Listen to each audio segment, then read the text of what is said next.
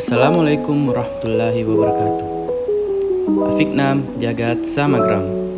Saya Abdal Azizul Safa, peserta latihan dasar CPNS Badan Nasional Pencarian dan Pertolongan tahun 2022 Angkatan 8 Kelompok 1. Video ini merupakan salah satu tugas dari tutor Bapak Andika Setiawan SPD MM. Selamat datang di instansi tempat saya bekerja. Saya merupakan salah satu calon pegawai negeri di Badan Nasional Pencarian dan Pertolongan atau lebih dikenal dengan nama Basarnas. Unit kerja saya yaitu di Kantor Pencarian dan Pertolongan kelas B Mamuju dengan jabatan sebagai operator komunikasi. Kantor Pencarian dan Pertolongan kelas B Mamuju atau Basarnas Mamuju merupakan pusat pelayanan berbasis pencarian dan pertolongan yang ada di Provinsi Sulawesi Barat yang bertugas melaksanakan tugas pemerintah di bidang pencarian dan pertolongan atau search and rescue. Basarnas memiliki slogan yaitu Afiknam Jagat Samagram yang berarti semoga selamatlah alam semesta. Basarnas Mamuju merupakan unit pelaksana pencarian dan pertolongan yang bertanggung jawab di bawah Kepala Badan Nasional Pencarian dan Pertolongan.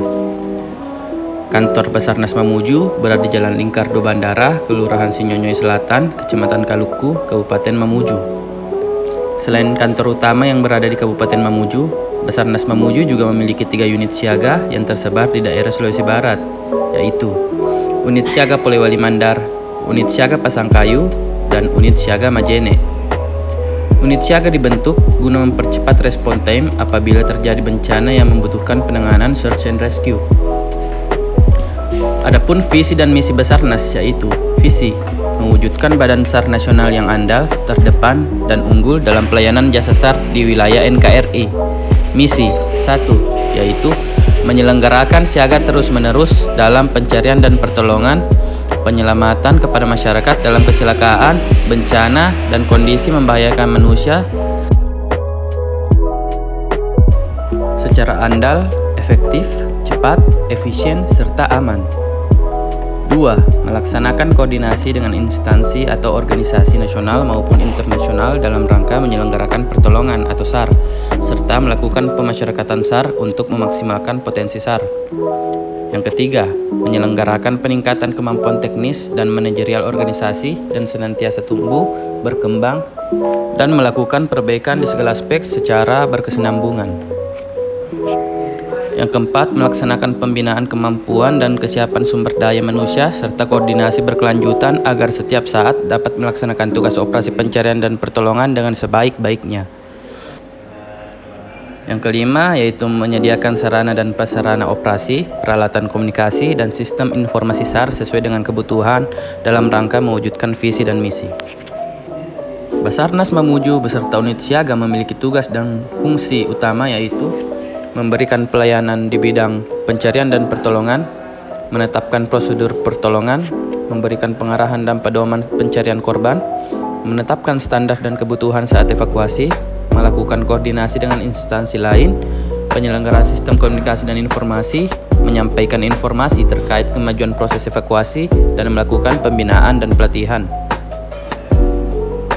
Struktur organisasi Kantor Pencarian dan Pertolongan kelas B Mamuju saat ini Basarnas dipimpin oleh Bapak Muhammad Arif Anwar SOS MM sebagai Kepala Kantor SAR, Bapak Ardiansa SE sebagai Kepala Urusan Umum, Bapak Muhammad Fatur Rahman SOS MM sebagai Kepala Subseksi Operasi dan Siaga, serta Bapak Yanto Suleman SE sebagai Kepala Subseksi Sumber Daya.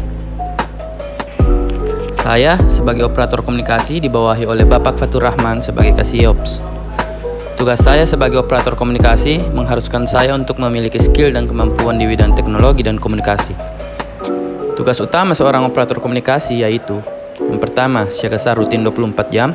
Yang kedua, cek radio dan peralatan komunikasi. Yang ketiga, menerima berita dan laporan masuk dari masyarakat. Yang keempat, membuat berita SAR dan laporan hasil operasi. Yang kelima, bertanggung jawab terhadap komunikasi tim yang ada di kantor maupun di lapangan.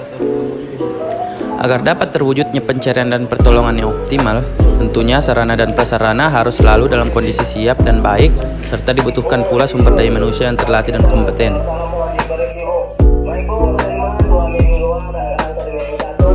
Smart ASN adalah pegawai dengan kompetensi, kinerja, dan profesionalisme yang tinggi sehingga mampu beradaptasi dan semakin responsif terhadap perubahan dan pencapaian tujuan organisasi.